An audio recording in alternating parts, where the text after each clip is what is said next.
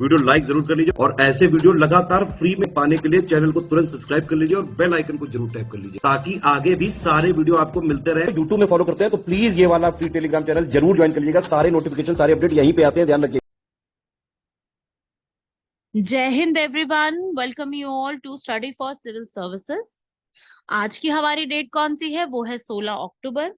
16 अक्टूबर के important articles को मैं आपके सामने रख देती हूँ। बाकी अगर आपको ये पीडीएफ चाहिए तो ये है हमारे पेड ग्रुप्स। इसमें आप ज्वाइन करके जो भी एक्स्ट्रा इंफॉर्मेशन, जैसे डेली का मैं एक अपलोड करती हूँ इम्पोर्टेंट डेली की न्यूज हाइलाइट्स, जो कि प्रीलिम्स और जो बिल्कुल वन डे एग्जाम्स होते हैं उसके लिए थोड़ा बहुत इंपॉर्टेंट हो जाता है। तो आप सभी लोग वो भी इजीली ज्वाइन करके वहां से भी इंफॉर्मेशन को ले सकते हो। और साथ ही साथ ये है हमारा टेलीग्राम चैनल, उसको भी ज्वाइन कर लेना, क्योंकि टेलीग्राम चैनल को ज्वाइन करके बहुत फायदे मिलते हैं। वहां पे सारी डेली की अपडेट्स वगैरह सब कुछ इन्फॉर्मेशन आपको वहीं मिल जाती है। तो उससे होता ही है कि आपकी कोई अपडेट मिस नहीं होगी। तो अगर आप में से किसी ने भी टेलीग्राम चैनल ज्वाइन नहीं किया है तो कर लीजिएगा, क्योंकि फायदा आप ही का होगा इसमें। और राइट,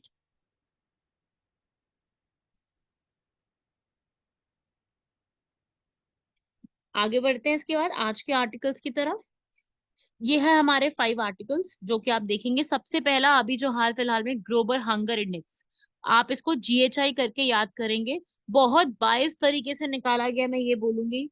मैंने इसको पूरा का पूरा स्टडी किया, इसके बारे में देखा कि इसको निकाला कैसे गया है, मतलब इसका निकालने का तरीका जो है वो किस प्रकार से है। बहुत बायस्ड है, मैं आपको भी अभी बताऊंगी थोड़ी देर में। कास्ट सेंसस जो बिहार में हुआ है, पार्लियामेंट्री समिट, सरस्वती सम्मान और आईआईपी, ये सब आर्टिकल्स को अभी हम पढ़ते हैं। बहुत इंटरेस्टिंग आर्टिकल्स होंगे, बहुत अच्छे से पढ़िएगा। सबसे पहला है जीएचआई। अभी इंडिया जो है जीएचआई की पोजीशन में, हंगर मतलब कि भूखमरी, कि इंडिया में कितने लोग जो है वो भूखे सोते हैं, इस प्रकार से एक इंडेक्स निकाला जाता है जिसमें हमारी जो पोजीशन है वो बहुत पीछे है, 111 नंबर पे है। अब अच्छा, मैंने इसके ऊपर पूरा ना रिसर्च किया फिर कि ये जीएचआई जो है वो कैसे निकाला जाता है। ठीक है, हाउ दिस इज कैलकुलेटेड। तो इसके कई आर्टिकल्स मुझे मिले, तो मैंने इसमें जो है इनकी वेबसाइट वगैरह से देखा जाके कि किस तरीके से निकालते हैं। काफी ऑर्गेनाइजेशन के, जो बहुत ही जानी मानी ऑर्गेनाइजेशन है, उन्होंने इसका डेटा दिया था। तो उन्होंने यहाँ पर ये बताया है कि जीएचआई जो होता है वो कैलकुलेट किया जाता है पूरे देश का 3,000 लोगों के बेस पर। बिकॉज पूरे देश का तो निकालना पॉसिबल नहीं है, एक एक व्यक्ति का जाकर के पूछना, एक एक व्यक्ति की इंफॉर्मेशन लेना, वो तो पॉसिबल नहीं है। लेकिन इन्होंने सिर्फ और सिर्फ क्या किया, 30,000 लोगों की जाके इंफॉर्मेशन ली। अब आप लोग मुझे बताइए कि 140 करोड़ से भी बड़ा देश, 140 करोड़, 140 करोड़ से भी बड़ी पॉपुलेशन वाला देश, और यहाँ पर केवल और केवल क्या चल रहा है कि 3,000 लोगों से आप चेक कर पा रहे हो। मतलब सीरियसली ये सही है? क्या लगता है आपको कि ये चीज जस्टिस है? तो पहली बात तो मुझे यहाँ पे बहुत बड़ी गड़बड़ लगी। आप लोगों को भी लगेगी, बिकॉज आप लोग भी समझ पा रहे हो इस चीज को कि यार ये तो बात नहीं होती सही, है ना? तो ये बात है इसके अंदर। तो चलो हम इसकी डिटेल्स को पढ़ लेते हैं। थोड़ा बायस्ड है बट ठीक है, चलो हम डिटेल्स तो एटलीस्ट पढ़ लें इसकी। अब हमारी रैंक, पहले तो याद रखना, इसमें टोटल जो निकाली जाती है वो 125 कंट्री की होती है, उसमें से हमारी 111 है। पिछली बार हमारी 107 थी, हम इससे और पीछे हो गए हैं। उसके बाद हमारे जितने भी पड़ोसी देश है, जैसे कि बांग्लादेश, नेपाल, श्रीलंका, पाकिस्तान, ये हमसे आगे, आप इसकी पोजीशन देख सकते हो, ये हमसे आगे की तरफ है। अब जीएचआई जो है यहाँ पर ये पूरे देश का निकाला जाता है। एक ऑर्गेनाइजेशन है यूरोप की, कंसर्न वर्ल्ड वाइड और वर्ल्ड हंगर लाइफ, हंगर हिल्फ करके। ठीक है, इन्होंने 0 से 100 के स्कोर पे चेक करते हैं, और हमारा 0 से 100 के स्कोर की बात करें, रैंक तो बताई दी मैंने आपको 111, स्कोर हमारा 28.7 है, जो कि ये कहता है कि बहुत सीरियस लेवल है। यहाँ पर अंडर नरिशमेंट भी बहुत ज्यादा है, कुपोषित बहुत ज्यादा है। 16.6% हमारे यहाँ पर कुपोषित है चिल्ड्रन में। और इंडिया की जो है वो वेस्टिंग में, चाइल्ड वेस्टिंग के मामले में, मतलब कि जो एक चाइल्ड है वो दुबला पतला कितना है उस मामले में भी हम लोग काफी ज्यादा पीछे हैं। तो इन्होंने काफी सारी चीजों के ऊपर बोला, और इंडिया ने सबसे पहली बात तो ये बोली कि जो आपने तरीका लिया है ना, हमको वो पसंद ही नहीं है। आपने वो जो तरीका बोला है ना, वो सही नहीं है, तरीका में गड़बड़ आ रही है। तो पहली बात तो जो गवर्नमेंट की तरफ से बोला गया है वो तरीके में बोला गया है, जो कि मेरे को भी ऐसा लगता है कि यार इतनी बड़ी जनता को आप 3,000 लोगों के रूप में कैसे आंक सकते हो, पॉसिबल ही नहीं है, वो हो ही नहीं पाएगा।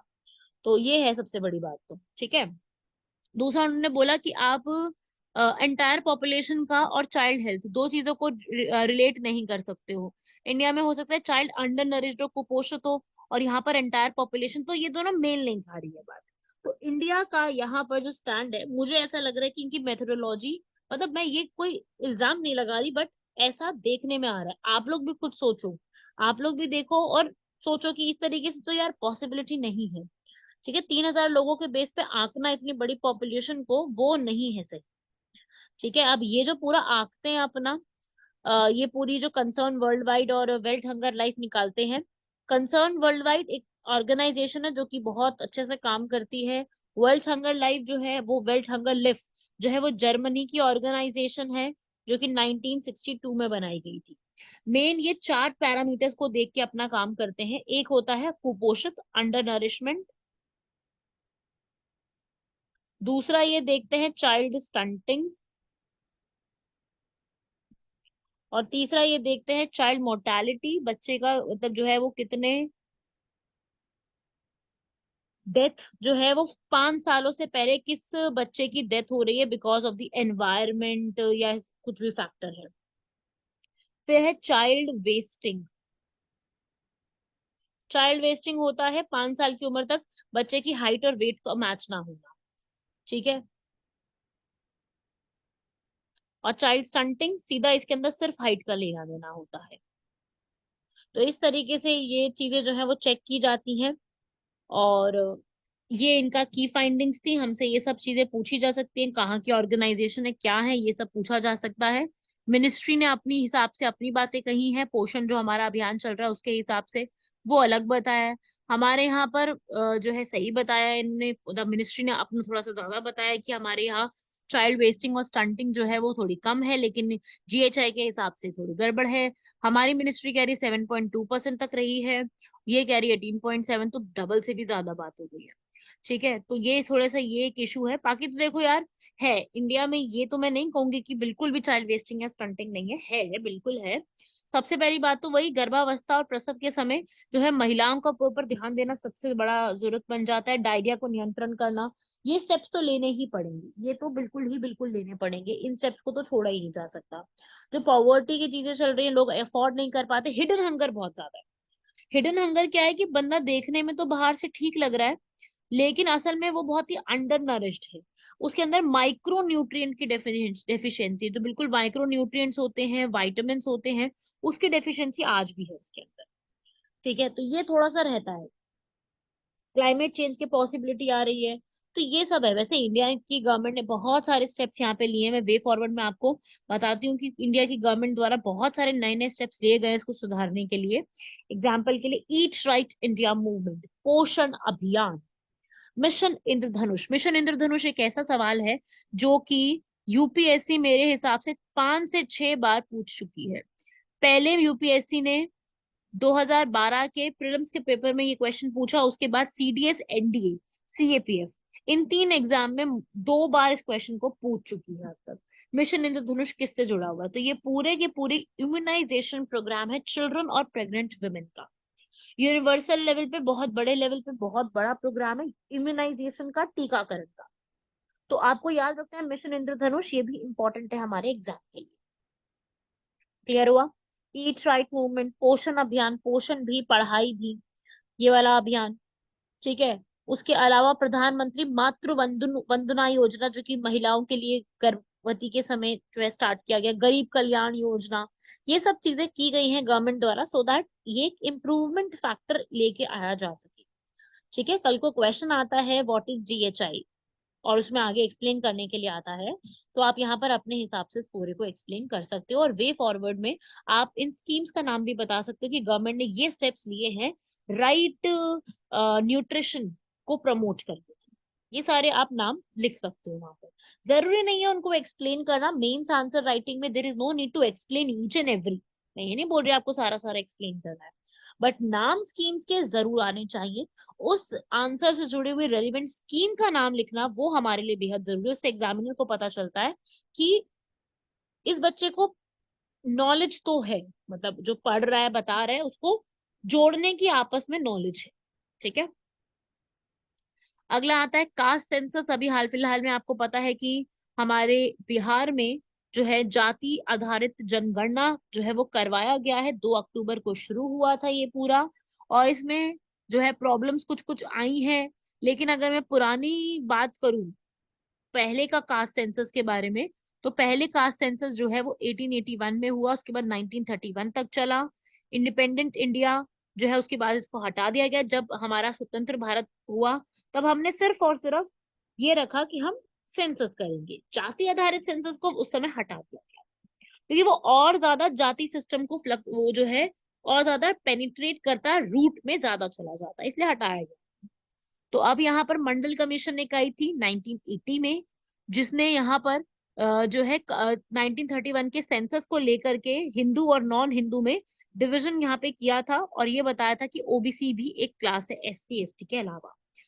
कास्ट को एक क्लास ऑफ सिटीजन बना देना, ये आर्टिकल 15(4) में बताया गया था। रिजर्वेशन की बात की गई थी। मंडल कमीशन के पास बीपी मंडल थे, इनका नाम था। ठीक है। तो ये जो पूरी कमीशन आई थी और इनका जो पूरा काम था,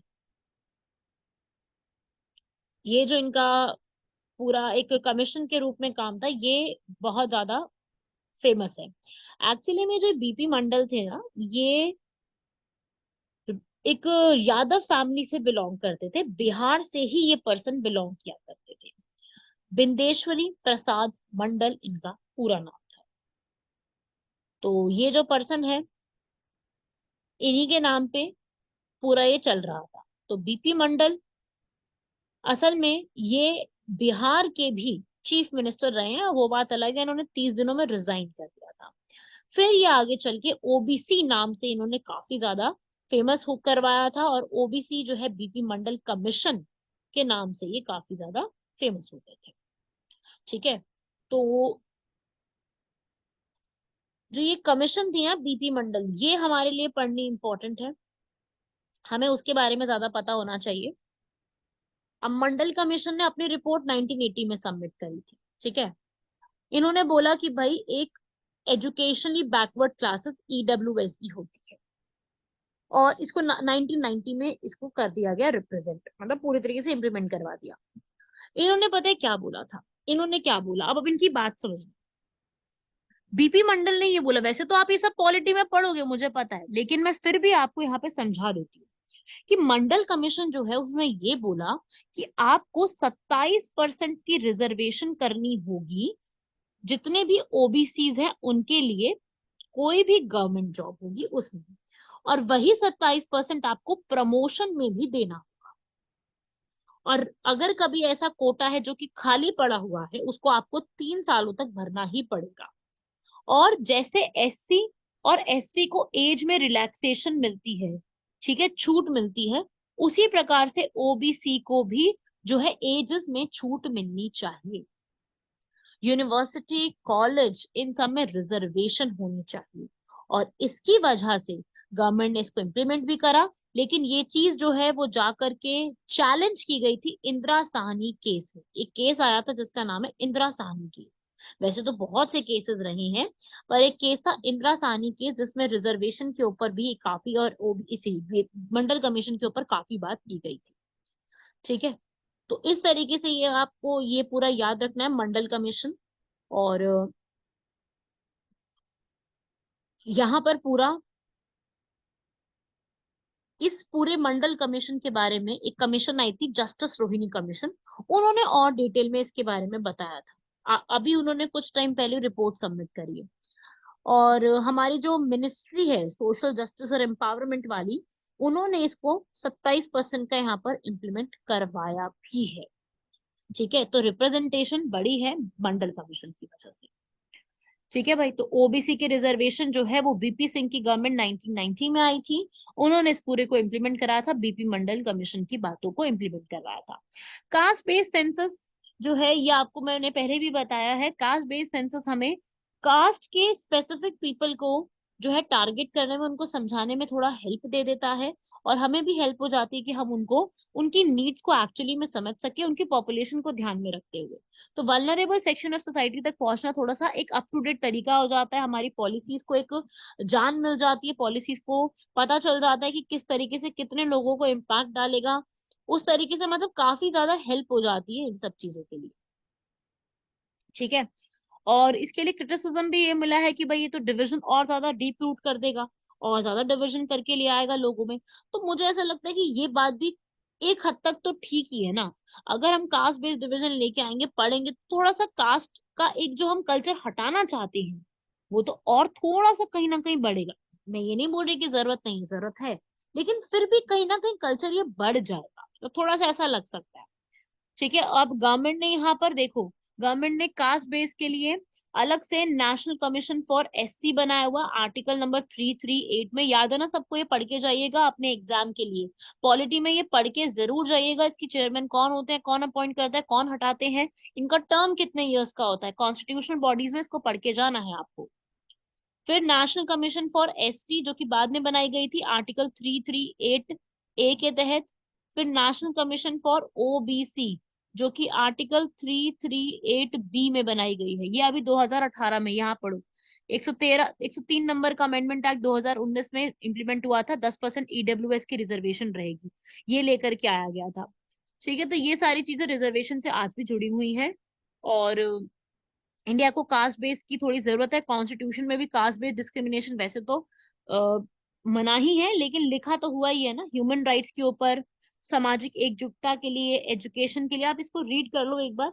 ये सारी बातें वो हैं जो आपको नॉर्मली अपनी डे टू डे लाइफ में पता होती है, ये सारी बातें आप अच्छे से जानते होते हैं कि ये ऐसे ऐसे है।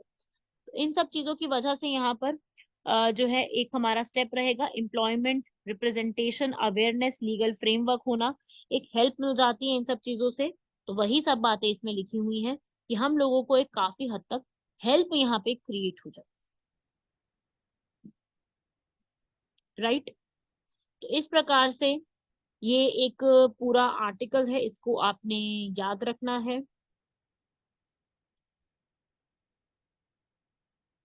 फिर आता है हमारा G20 के अभी पार्लियामेंट्री स्पीकर्स का यहाँ पर सबमिट हुआ है, लाइफ लाइफ और G20 का पार्लियामेंट्री समिट, ये दोनों इंपॉर्टेंट है। G20 का पार्लियामेंट्री समिट, इसे P20 भी बोलते हैं।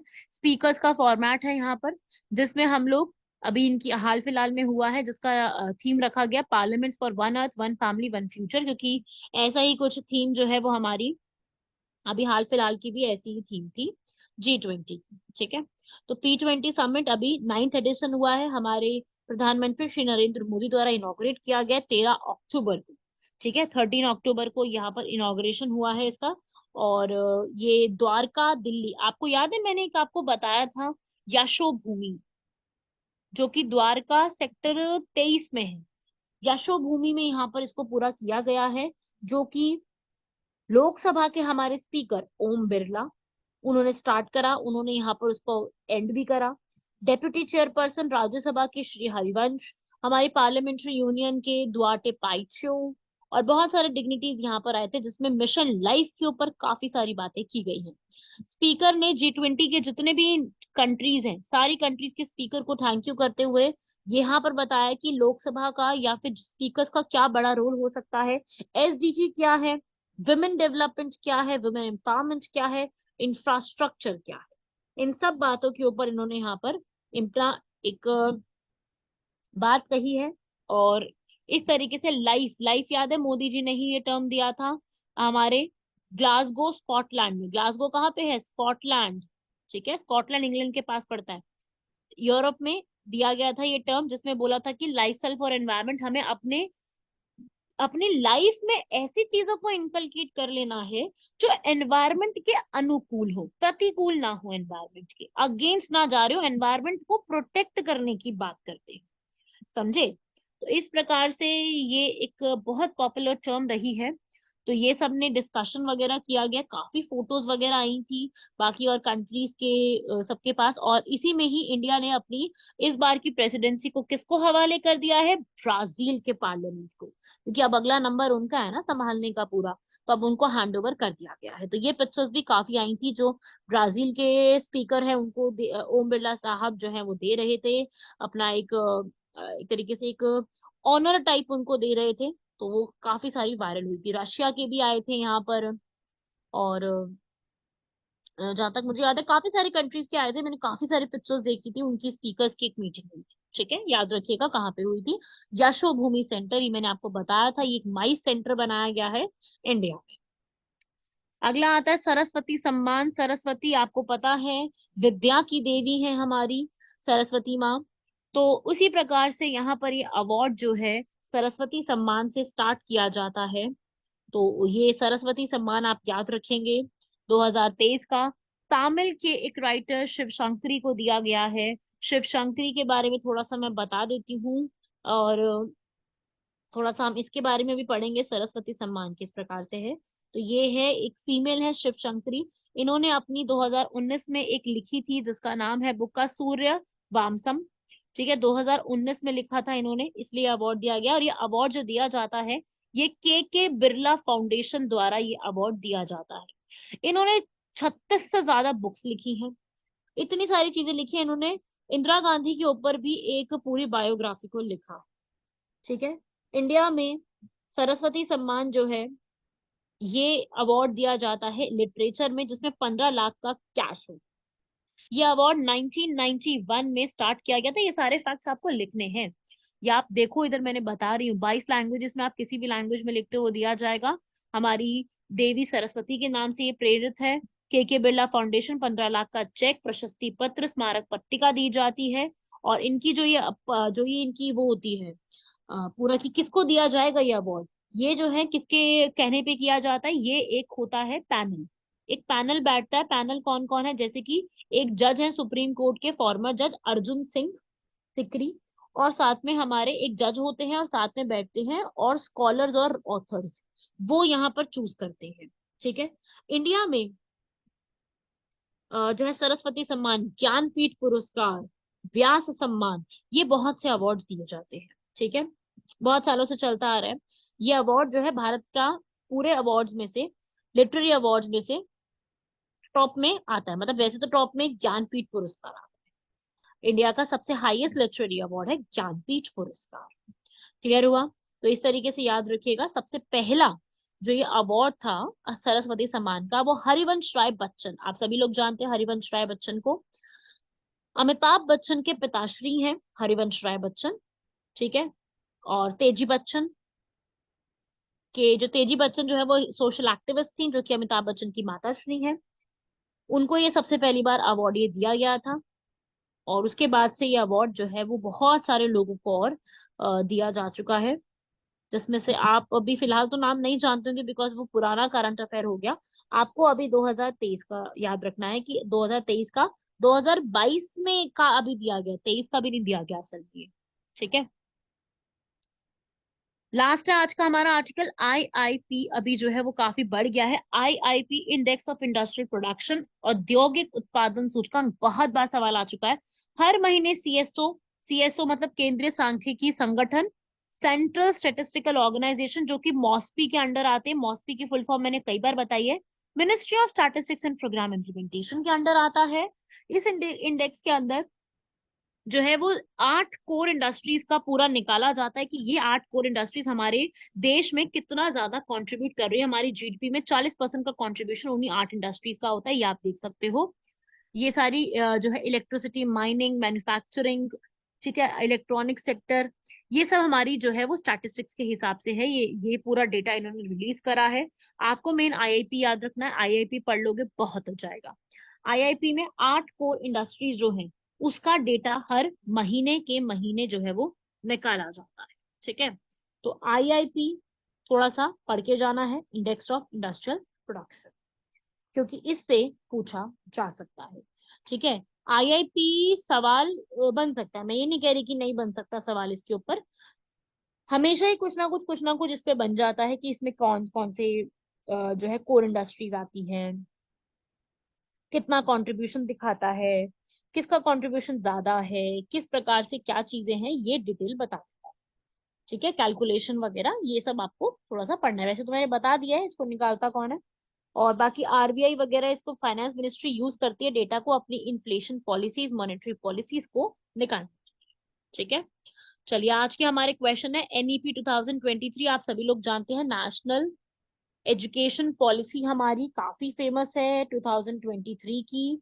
तो अब इस पॉलिसी में यहाँ पर क्या क्या बताया गया है वही पढ़ेंगे। सितंबर महीने में ही आई थी और पूरे के पूरी यहाँ पर जो एनईपी 2023 की आई है उसमें थोड़े थोड़े चेंजेस किए गए हैं। उसमें ये बोला गया है कि हमारी नई शिक्षा नीति को जो है हमारी एजुकेशन मिनिस्ट्री ने, जो हमारे इसके मिनिस्टर है रमेश पोखरियाल, सॉरी धर्मेंद्र प्रधान, उन्होंने यहाँ पर बनाया है। और ये है इसके पॉइंट्स यहाँ पर कि एनईपी जो है वो यहाँ पर नया करिकुलम स्ट्रक्चर लेकर के आ रही है और दिसंबर 2022 में अनाउंस कर दिया गया था। एनरोलमेंट रेशो को बढ़ाने की यहाँ पर बात की गई है। ठीक है, मतलब एनरोलमेंट रेशो का मतलब है कि जो हमारी यहाँ पर स्ट्रक्चर है पूरा उसको यहाँ पर चेंज करने की बात की गई कि हम बच्चों की एनरोलमेंट को यहाँ पर बढ़ावा देने वाले हैं। ठीक है, अब इसमें जो हमारा 10+2 का मॉडल था उसे शिफ्ट करके 5+3+3+4 ऐसा सिस्टम जो है वो स्टार्ट किया जाएगा। और लेट्स सी इसमें क्या चेंजेस होंगे और इसमें क्या क्या नई नई बातों को इंक्लूड किया जाएगा, शिफ्ट किया जाएगा, ये तो बोला गया है। एजुकेशन को इम्प्रूव करा जाएगा फ्लेक्सिबल तरीके से। और आगे आने वाले समय में 2035 तक हम लोग एजुकेशनल रेशो को बढ़ाएंगे। ठीक है, लास्ट क्वेश्चन है आज का हमारा क्लाइमेट चेंज एक्ट 2023 का। ये आप पढ़ लो क्वेश्चंस पहले यहाँ तक। इसने क्लाइमेट चेंज और सस्टेनेबल डेवलपमेंट की बात करी है। तो फर्स्ट स्टेटमेंट बिल्कुल करेक्ट है, सेकंड भी करेक्ट थी। नई क्लाइमेट चेंज कमीशन बनाई जाएगी और ये विंटर सेशन में नहीं लाया गया, ये मॉनसून सेशन में लाया गया बिकॉज विंटर सेशन तो अभी शुरुआत ही नहीं हुई है। वो तो नवंबर दिसंबर में स्टार्ट होगा 2023 का, तो वो तो स्टार्ट ही नहीं हुआ है। तो इस पूरे बिल को आपको पढ़ना है, यही आज का मेंस का भी क्वेश्चन है आप लोगों का। आप एक क्वेश्चन डेली पढ़ोगे ना आपको बहुत फायदा मिलने वाला है। आप यहाँ पर अगर एटलीस्ट एक क्वेश्चन ही अगर अपना डेली कवर कर लेते हो तो भी आपको बहुत बहुत यहाँ पे फायदा मिलने वाला है। आप एटलीस्ट एक क्वेश्चन को यहाँ पर कवर अप करना शुरू कर दो। क्लाइमेट चेंज का जो बिल आया है उसमें एनर्जी कंजर्वेशन, कार्बन क्रेडिट, इन सब के ऊपर बात की गई। तो उसका क्या इम्पैक्ट पड़ा है एसडीजी के ऊपर, ये आप लोगों को पढ़ना है। तो इस चीज को आप कवर अप कीजिएगा यहाँ तक पूरे आर्टिकल्स को, राइट। तो इस तरीके से आप कवर अप करोगे। बाकी मैं मिलती हूँ आप सभी लोगों से अगले लेक्चर में। तब तक के लिए धन्यवाद, शुक्रिया, जय हिंद। मिलते हैं आप सभी लोगों से अगले लेक्चर में।